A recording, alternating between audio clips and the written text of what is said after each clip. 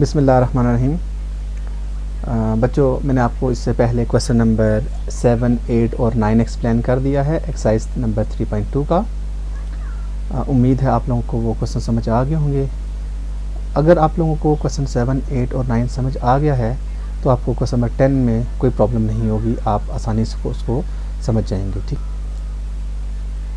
Question number 10 है बच्चों हमारा, एक ट्रेनिंग सेशन है। In a training session, 17 participants have laptops, 11 have tablets, 9 have tablets, laptops and tablets, 6 have laptops and books. यहाँ पे आपने ये जो न्यूमेरिकल है, जो आपका वर्ड प्रॉब्लम है, कोई भी वर्ड प्रॉब्लम है, आपने उसको ध्यान से रीड करना है, ट्रांसलेट करना है। इस क्वेश्चन में हमारे 3 सेट्स की बात हो रही है। एक लैपटॉप का सेट है, एक टैबलेट्स का और एक बुक्स का। ठीक है, बाकी मैं आपको अगली स्लाइड पे क्वेश्चन लिख के एक एक चीज़ एक्सप्लेन करता हूँ। ठीक है, तो सब बच्चों ने अटेंटिव रहना है।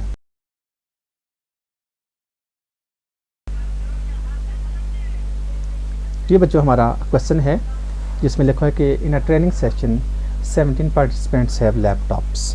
तो लैपटॉप को हम L से रिप्रेजेंट कर लेंगे, टैबलेट्स को T से रिप्रेजेंट कर लेंगे और बुक्स को B से रिप्रेजेंट कर लेंगे। ठीक है, तो सबसे पहले देखें कि 17 पार्टिसिपेंट्स हैव लैपटॉप्स। तो हमारा जो पहला सेट बनेगा N इंटू L का बनेगा, इसका मतलब number of participants having laptops वो 17 थे। ठीक है, इससे आगे बच्चों 11 पार्टिसिपेंट्स हैव टैबलेट्स। तो आप लिखेंगे N into T is equal to 11। इससे आगे है 9 have laptops and tablets. Laptop and tablets इन दोनों का इंटरसेक्शन आएगा। ठीक है, लैपटॉप एंड टैबलेट वो है 9। नेक्स्ट सेंटेंस में बच्चों 6 have laptops and books. Laptop and books, यानी लैपटॉप्स और intersection books, L into D। ये हैं बच्चों हमारे 6। इसके बाद आगे है बच्चों 4 participants have tablets and books. तो T intersection B is equal to 4। 8 participants have all the 3 items. 8 participants के पास लैपटॉप भी है और टैबलेट भी हैं और बुक्स भी हैं। ऑल द 3 आइटम्स, जब ऑल का वर्ड यूज़ हुआ तो वो इंटरसेक्शन आ जाएगा किस किस के दरमियान, 3 आइटम्स, तीनों आइटम्स के दरमियान, यानी कि लैपटॉप, टैबलेट और बुक्स तीनों में इंटरसेक्शन का सिंबल आ जाएगा। ठीक है, तो हम लिखेंगे N into L intersection T intersection B और वो है 8। ठीक है बच्चों, इसके बाद हमारे पास लास्ट पे लिखा हुआ है कि सेकंड लास्ट पे the total number of participants with laptops, tablets और बुक्स इज़ 35। वो जो पार्टिसिपेंट्स थे उनमें से उनके पास हर एक के पास किसी न किसी के पास लैपटॉप है, किसी के पास टैबलेट है, किसी के पास बुक है। या तो लैपटॉप होगा या टैबलेट होंगे या बुक्स होंगी। तो और का वर्ड यूज़ हुआ तो इसलिए हमने यूनियन डाल लेना है इन तीनों सेट्स के दरमियान। L union T union B is equal to 35। और लास्ट पे लिखा बच्चों how many participants have books. हमने number of participants find out कर रहे हैं जिनके पास बुक्स थी। ठीक है बच्चों, ये बच्चों मैंने सारा डाटा दोबारा लिख लिया जो पिछली स्लाइड पे था। हमने नंबर ऑफ पार्टिसिपेंट्स जिनके पास बुक्स थी वो फाइंड आउट करना है। हमने principle of inclusion and exclusion लगाना है, वो 3 सेट्स। तो लेफ़्ट साइड पर जैसे मैंने आपको पिछली वीडियोस में बताया, लेफ़्ट साइड पर हमेशा यूनियन आता है, यूनियन ऑफ 3 सेट्स। 3 सेट्स कौन से थे, एक लैपटॉप, एक टैबलेट, एक बुक्स।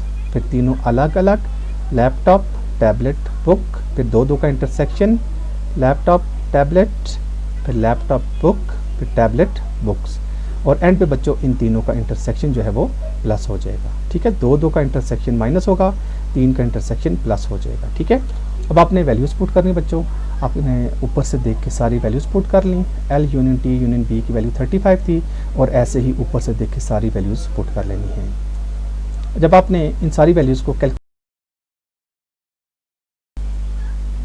सारी वैल्यूज़ को कैलकुलेट करेंगे तो आपके पास 17 आ जाएगा राइट साइड पर। ठीक है, अब हमने क्या करना है, वैसे मैंने आपको बताया इक्वेशन है, हमने B मालूम करना है तो हमने पूरी राइट साइड को लेफ़्ट साइड पे शिफ्ट कर लेना है और लेफ़्ट साइड को राइट पे शिफ्ट कर लेना है, ठीक है। जब पूरी शिफ्टिंग होती है तो साइन चेंज नहीं होते, ठीक है। अब बच्चों ये +17 है, इधर आके -17 हो जाएगा, ये हमारे पास -17 हो गया। जब हम इनको कैलकुलेट करेंगे तो हमारे पास ये 18 आ जाएगा, ठीक है। हमने n × b मालूम करना था, ये number of participants having books, तो एंड पे लिखेंगे सो 18 पार्टिसिपेंट्स हैव बुक्स, ठीक है बच्चों। ये हमारा क्वेश्चन नंबर 9 था। इसके बाद में आपको नेक्स्ट वीडियो में इंशाल्लाह ये क्वेश्चन नंबर 10 था। इसके बाद में आपको क्वेश्चन नंबर 11 और फिर 12 और 13 तीनों क्वेश्चन एक्सप्लेन करूँगा, ठीक है। तो उम्मीद है आपको ये क्वेश्चन भी समझ आ गया होगा। Okay, thank you very much.